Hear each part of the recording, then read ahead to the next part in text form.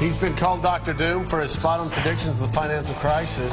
Peter Schiff is also president of Euro-Pacific Capital. Peter, you have been mocked on all of these financial shows going back to 2005. Oh, my gosh. Going back to 2005, and not only did you predict problems, you actually explained what was going to happen. Why didn't anybody listen? You were Cassandra. Well, nobody wanted to listen. You know, when you're in a bubble and everybody is partying, you know, nobody wants to be confronted with reality. But the problem is people still don't understand what's happening right now. What we're experiencing right now is not the problem. This is the consequence of the problem. The problem was back in 2005 and 2006 and earlier when we were borrowing and spending all that money. That's when we were digging ourselves into this hole. Unfortunately, as painful as it is, the recession is what we need. The recession is the market's way of curing the economy, and the more the government interferes with the recession, the worse we're making the problems. Okay, it's like a fever. Agree with that. It's like a fever, right? Sure. I mean, look, we had a phony economy based on borrowing money, spending borrowed money. We need to base our economy on saving money, on producing things. And so the credit crunch, this is not the problem. Credit needs to be allocated away from consumers. We need to stop borrowing money and buying stuff and concentrate on saving our money so we can make stuff. And maybe that's going to mean a rather severe recession. But what the government's going to do is it's going to turn this into an inflationary depression, which is going to be much, much worse. Okay, how are they going to do that? Well, remember, we need to rebalance the economy.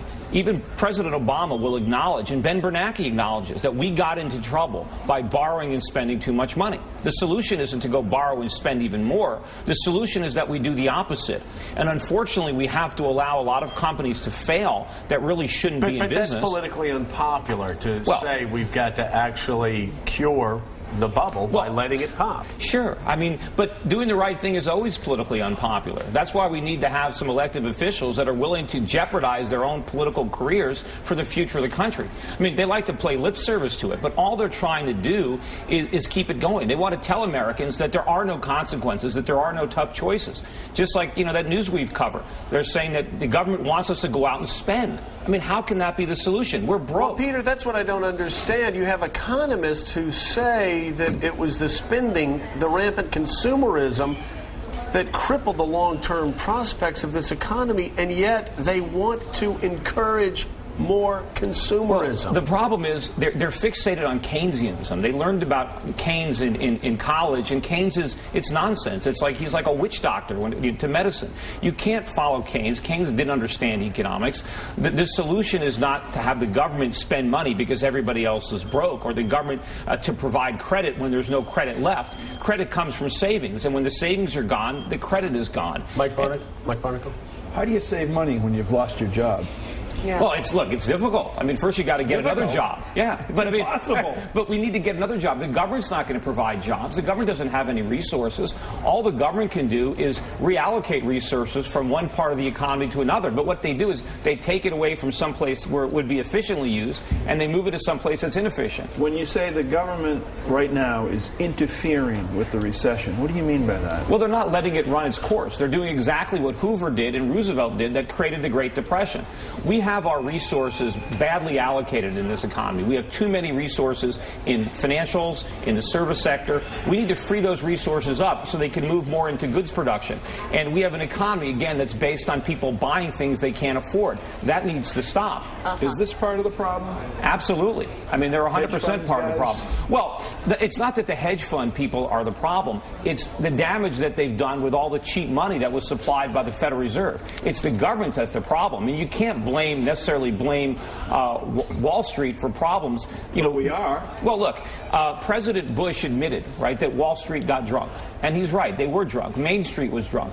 But what the president doesn't point out is where'd they get all the alcohol? Why were they drunk? The government liquored them up. The government liquored them up. But see, here's the thing, Peter, and this is what's so frustrating to me. People think this is coming from an ideological place. It's not. I hear people saying that borrowing and spending caused the crisis. We want to borrow even more and spend even more. I hear that the cheap dollar liquored America up.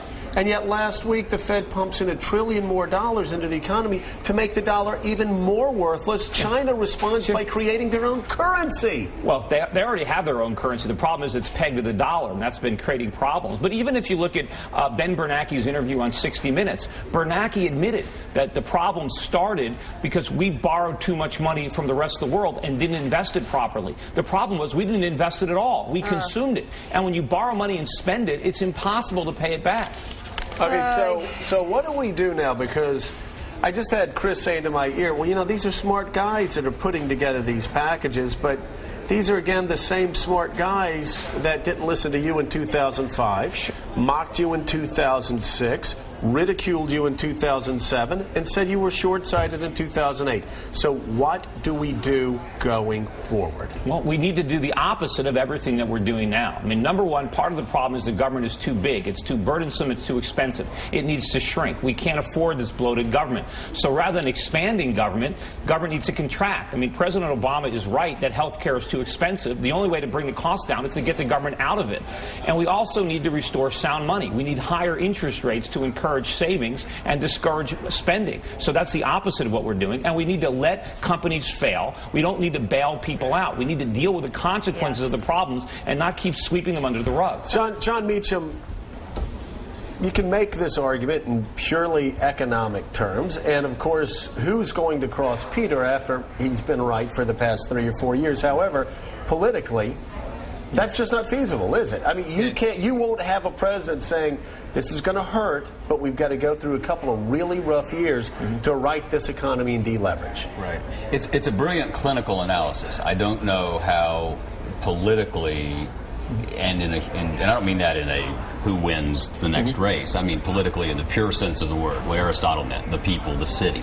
How do you take note of and handle the human cost of the excesses? Well, the problem is the more the government interferes to try to make the cost, less burdensome, the worse they make it. We're suffering because of all the economic stimuluses of the past. We don't need to stimulate anymore. The stimulus is the source of our problems because all they're doing is stimulating more consumption and more debt and making the problems bigger. But is this a pure Adam Smith argument? Or are you saying we should just well, it's a free step back? It's a free market argument. It's an Austrian argument. I mean, it's the only argument that works. I mean, it's the only... Mike, the thing is, though, the reason why it doesn't work politically is when there's a crisis, people demand that you do something. It doesn't matter whether it's productive or not. They want you to move politically now. Act like you care. For the moment. Write a big check. Repump consumerism. Get me back into the malls. Get me back on the airplanes. Get me back to Disneyland. I want the life I had a year ago. If you want much bigger government, I mean, that's the way to go, because the more the government intervenes to solve the problem, the bigger they make the problem, which means the more cries there are for government to solve it. At some point, the crisis is going to be so big, we're going to have a crisis in our currency where the dollar collapses and prices just go through the roof for everything that we want to buy, and the whole economy will grind to a halt. And maybe then we'll finally do the right thing. I doubt it. Peter, thank you for being with us. I doubt that we'll ever do the right thing. Well, we will eventually. We're going to be forced. We'll have to. Unfortunately, the longer we wait, the more painful it's going to be to do it. Peter, your nickname is not Mr. Sunshine, right? Well, they've been mocking you.